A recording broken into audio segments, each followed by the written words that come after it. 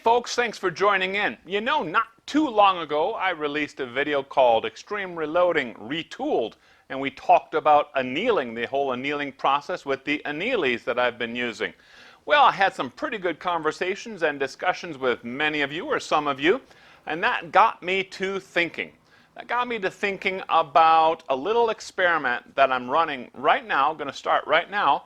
So come on over, I'll explain things as it goes. Okay, I'm running the Annealeez now at my normal setting of 50, and what I have here is a piece of brass with 450 degree temperature applied down by the base and the head of the cartridge or the case, and I don't want to achieve 450. I don't want this to hit 450 degrees. If this starts burning, let's say, or indicating that it hit that temperature, that's not a good thing. I have also used 750 degree temperature up on the top, and I'd like to get 750 degrees down to about there. That would be ideal. So let's go ahead and see. It's going to spend about 5 seconds or so in the flame.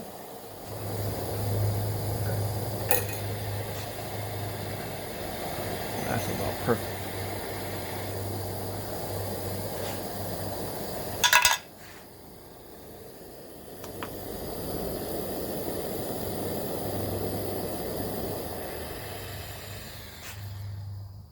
Okay, as you can see, we did not hit 450 degrees on the head of that case.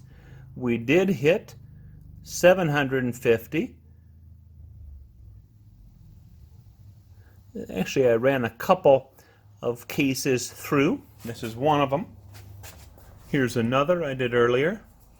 Notice the 750 temperature is completely burned away, indicating we hit that, probably exceeded that, but did not get 450 down here. So that's good. Okay, now if we look at the literature and read about annealing, there's two very important parts to proper annealing. One is the temperature. We need to hit 750 degrees on up, actually to about 1,000 degrees, but let's shoot for 750 to 800 degrees. And then we also need a time component. And some of the research I've been looking at indicates that we can get some pretty good softening of that brass after 2 minutes of exposure to that heat level, 750 degrees. That's a long time, and I'm quite worried that we're going to end up hitting 450 degrees on the head of that cartridge and accidentally anneal or soften the head of that cartridge, which is a dangerous proposition. So what I've got here is another new case.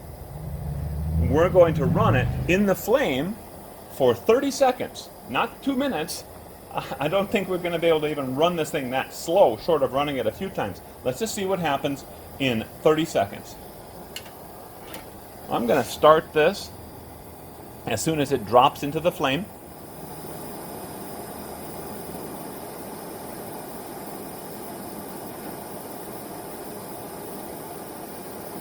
There we go.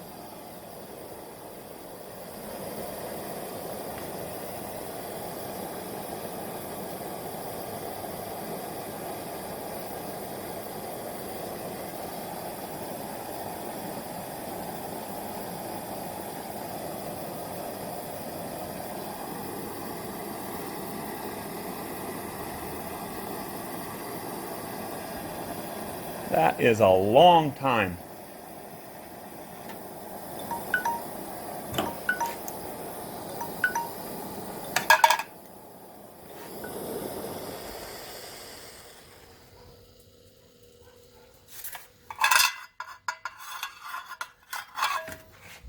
And this case is ruined.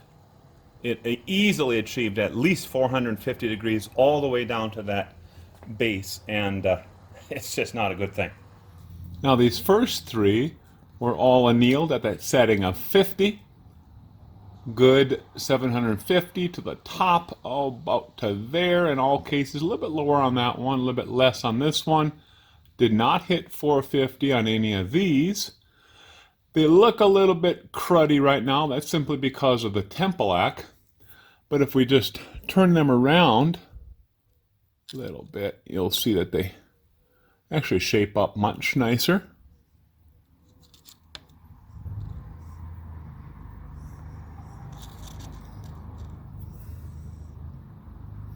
And this one we ruined. I'll go ahead and crush this case, throw it away.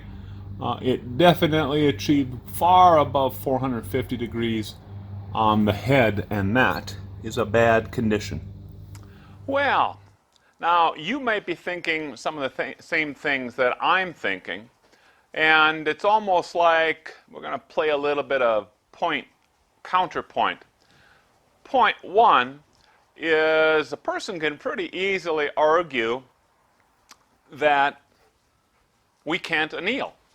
The whole process of annealing really is a three-phase process where the crystals of that brass are realigned and the characteristics of the brass itself are modified, making the brass much more soft or supple, or what's called ductile. So the fact is that looking at the past research, that strongly suggests that there's a time component, a minimum of 2 minutes, to actually make these changes in the brass. So the fact is that metallurgically speaking, that brass isn't annealed at all. There was not a sufficient amount of time to change the properties of the brass and make it more ductile. Soften it up, crystal realignment, recrystallization process, and that appearance that we're getting on the surface of the brass is just a surface appearance. It looks like it's annealed. It certainly looks different than the other parts of the brass itself. So folks are under the impression that it has been annealed. Now the counterpoint to this is that, maybe annealing is a misnomer. Metallurgically speaking, we maybe are not truly annealing the brass. But what we're really interested in is, are we affecting a change in the softness or ductility of this brass? That's really what we're interested in doing. So there's a couple of ways that we can approach this. It would be very nice if I had a Webster hardness gauge tool to really determine if this brass has been softened. And there's various ways of measuring this: Rockwell hardness, Vickers hardness, Brunel hardness. It doesn't really too much matter what gauge you're using. What's important is that you look at the hardness of the brass before and the hardness of the brass after annealing or heating. And if we look at some of the other research that's been done by some of these annealing companies, it looks like if we got about 98, maybe even 100 hardness on the Vickers scale, that would then be considered an annealed or softened brass. After it works by resizing processes and firing, specifically by firing, it might go up to 140. In some cases, after repeated firings, maybe even to a hardness of 200 on that same Vickers scale. But I don't have a very expensive Webster's gauge. They're about $1,000 for one of these handheld gauges, and I believe that they really do work. But I just don't have that. I'm not going to spend $1,000 on a gauge to test the hardness of this brass. Instead, I'm going to come at this not so much from an empirical standpoint, but rather from an observational direction. And what I mean is this. The whole reason why we're doing this is to soften the neck of this case, of all these cases, so that it will expand properly and consistently and uniformly from individual case to case to case, so that when we seat the bullet, we affect a very consistent neck tension. That's really what it's all about. Now, the problem with hardened neck is that when we expand the neck itself, it has a effect called springback. So if the neck is this size to begin with, and then we expand it with an expander mandrel, let's say, and it expands it out like this. Well, the moment that we remove that expander mandrel, in other words, take it out of the press, it wants to spring back to its original size or very close to that original size. And that's because it has lost that ductility, the ductile properties of brass. It's lost its softness, and it has become hard. It wants to spring back like that. Now, in a really bad situation or very hard case, what we'll see is we'll see that the neck splits. And I've seen that sometimes over the years, not too often, but I've seen where the neck splits, and of course at that time there's no amount of annealing or heating that's going to fix that. That brass is then tossed. In fact, oftentimes when we start seeing that, we'll take the whole lot of brass that has gone through the same number of loadings, and we've got to toss all of that. Brass that is sufficiently soft starts off at, let's say, the same size, and when we run that expander mandrel through it, it increases in size. When we remove the expander mandrel, it might spring back just a little bit or very, very little. That's what we're trying to do with annealing. Now, again, metallurgically speaking, we may not be officially and formally, truly annealing this brass. It looks like it's impossible for us to do this with this type of approach. But let's see if we have indeed made a change in the softness of this brass, and we'll be able to tell that by looking at the pre-expansion size of our brass, outside diameter. I'll measure inside diameter, outside diameter, and then we're going to run it through an expander mandrel and check it again. If the brass is still hard, then we haven't affected any softness in that case. In other words, if it rebounds and springs back a lot, we've wasted our time with the annealing. If we have minimized the amount of spring back, well, then we've accomplished something. So I'm going to be testing some brass that has not been annealed. I will also be testing the brass that has been annealed. So let's get to work and see what comes of all of this. Okay, so what I've done is I have taken 10 cases. This is federal brass. And for those of you who've been watching our channel for a while and our extreme reloading series, you might recognize this brass. I kind of say that jokingly, but this is the brass that I've been using for a couple of years with some of our other experiments. This is the Echo set that you might remember from Primer Mania and from our neck tension experiments a year ago. And this brass has been fired 4 times. It's never been annealed. It was fired once as factory and gone through 3 reloadings since that time. And the only thing I did to this brass is I have popped out the primers. I have decapped this using my Lee universal decapping tool.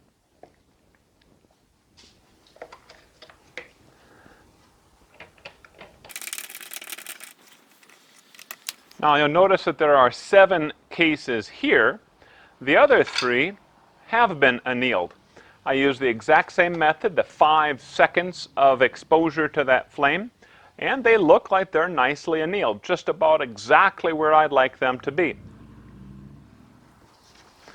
So let me begin now. I don't know how I'm going to exactly do this, but the sample number 1, I'll just call it a standard brass case. It's any one of these that have not been annealed. What I'm going to do is I'm going to make a couple of measurements on these. Again, I'm going to zero this. Because they're not uniform, I'm actually going to put some marks on it so I measure in the same way.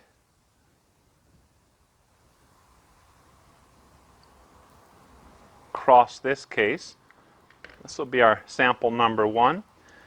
I'm going to use this as our witness mark. There we have a 3, 4, 5, 5. Now 3, 5, 4, 6. 3, 4, 5, 5. Okay, very good. Outside diameter.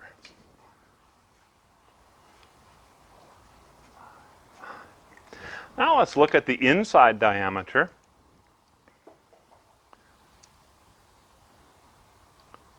In the same place.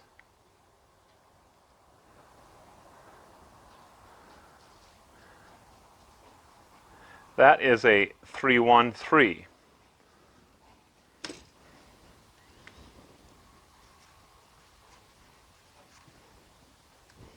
Okay, now I'm going to grab my neck sizing die. This is the Hornady neck sizing die that I've made use of quite a bit.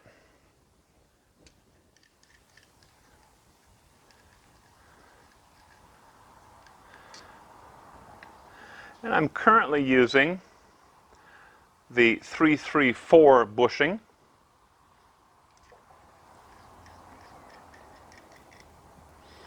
And so that's going to be affecting the outside diameter, and it should take it down to 334.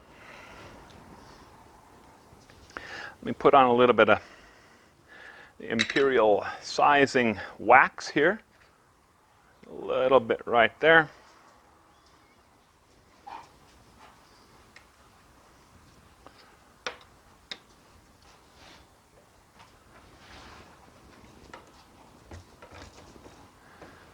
Okay, I'm going to wipe this off because that will otherwise affect my measurement.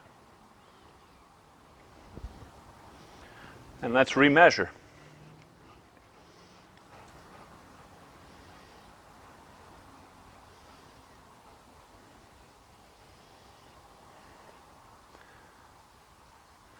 Three, 3, 3, 5. Now that's interesting.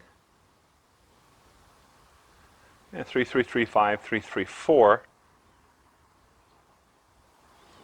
Okay, very good.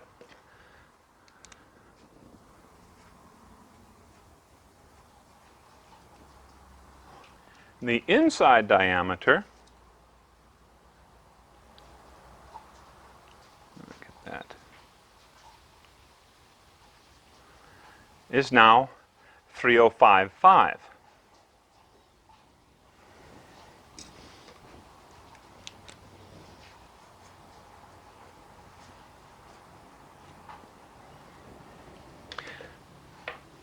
The next step is where I'm going to be expanding this neck using 21st century expander or expanding mandrel. And I normally like to use a 3065 expander mandrel. That's what I've been using recently and having some nice results with that. That is 3065. Let's drop that back in.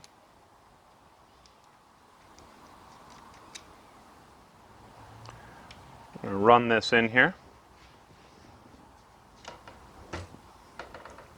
Looks good. Let's take a couple more measurements now. I'm going to go back to the outside diameter. That's looking good.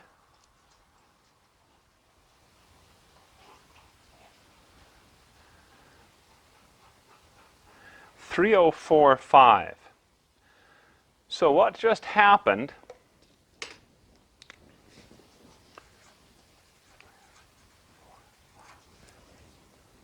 is we tried to affect a 0.3065 after springback. It jumped back 2 thousandths. So that is the difference between 3065 and what we got for inside diameter 3045. That's our 2 thousandths of an inch. It's a fair amount of springback. You know, we can live with about 1,000th or less. I don't know if we're ever going to affect quite that much, but of course this is the brass that has not been annealed. Now let's go ahead and repeat this process. And this is going to be for the second piece of brass, annealed. Shorten it with AN. Let's take one of our annealed pieces of brass right there. That looks nice. Going to do some measurements on it here. go ahead and put some witness marks on it so we can measure in the exact same place all the time. We'll start off with this measurement here. Outside diameter, 30450. So that's very similar.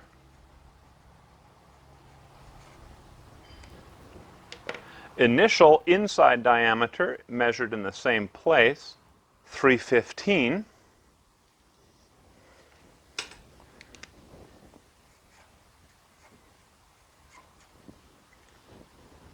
Okay, now once again, a little bit of a wax here as we run it into the neck sizing die only.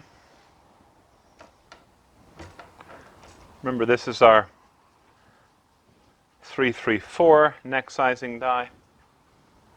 Wipe this down so it does not affect our measurement. And let's do another outside diameter in the same place. Very nice, 334, so it neck sized down to 334 very nicely, just like we saw previously. We're going to try to expand that to that 0.365 I'm looking for. I found that this usually gives me about a 2,000th, 2.5 thousandths of neck tension, which my Ruger precision rifle seems to like. Shoots well that way, normally giving me the nice sub-MOA groups, normally getting, on a good day, let's say, off the bench I'll get a 0.7.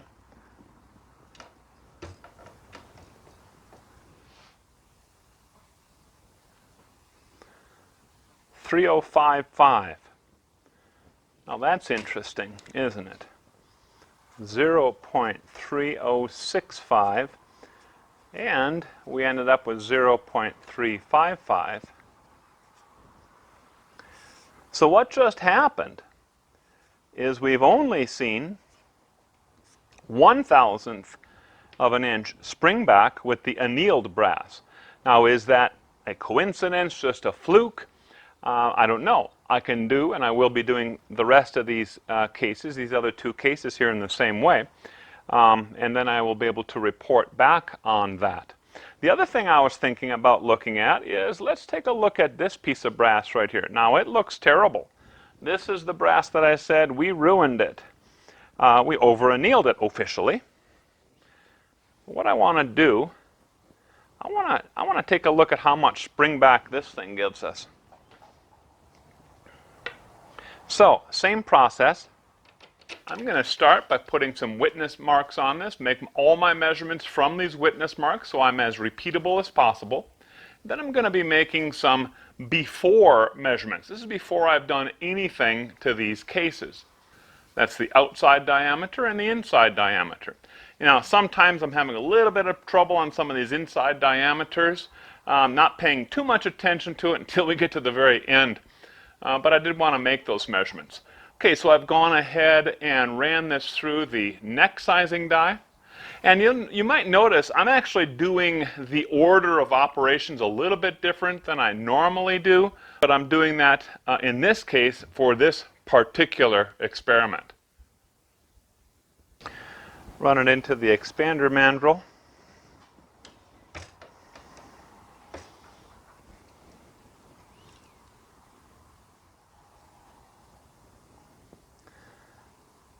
.3055.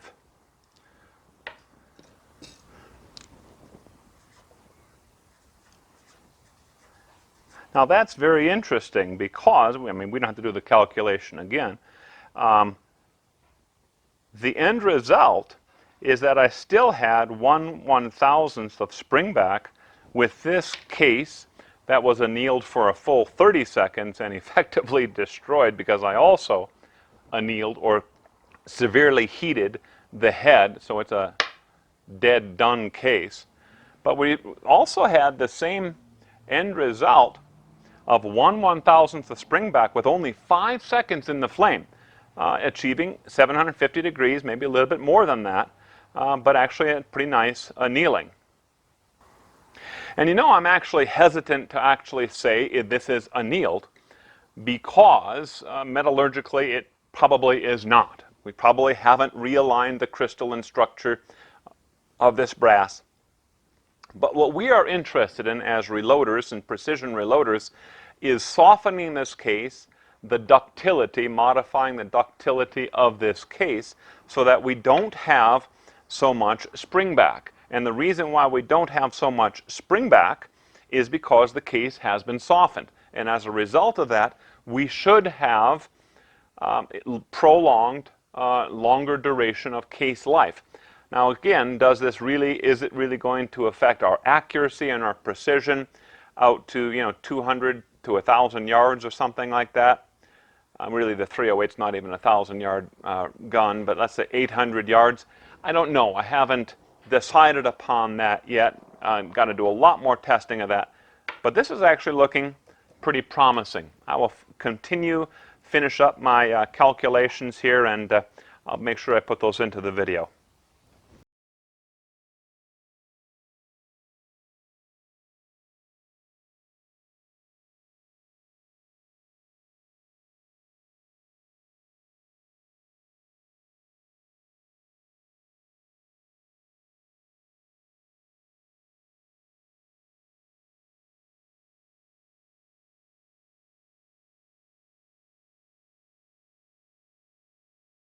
You know, even though I was pretty darn skeptical of it, I'll have to say that that worked. The annealing that we just did affected a nice reduction in springback up to a maximum, really about a maximum of only 1,000th of an inch of springback. But to be honest about all that, the annealing, the full annealing really didn't happen. It's impossible for it to have happened because we did not have a sufficient amount of time. But I think what happened is that the amount of heat and the time that we applied that heat, 750 plus a little bit probably degrees to the neck of those cases, I think that it allowed that brass to go through the recovery stage and release what is called the internal stresses of that brass, which as a result softened it up just enough so that we would realize a smaller or minimal amount of springback. This would also help explain why a lot of folks say, you know, you really got to anneal after every firing. And that would then make sense if all that we're doing is getting just past that recovery phase or recovery stage, resetting it a little bit, and then we fire it, and we have to do it again and kind of stay in that cycle right there. But that's okay. It's still going to help out our brass, and most likely, although I'm not certain of it, I don't have the data to prove it, it might also improve our group sizes and make our shooting or our reloads a little bit more precise. Hey, I'd like to hear from you, your comments, your ideas on what's been happening here with this video, with our annealing experiment. Thanks for watching.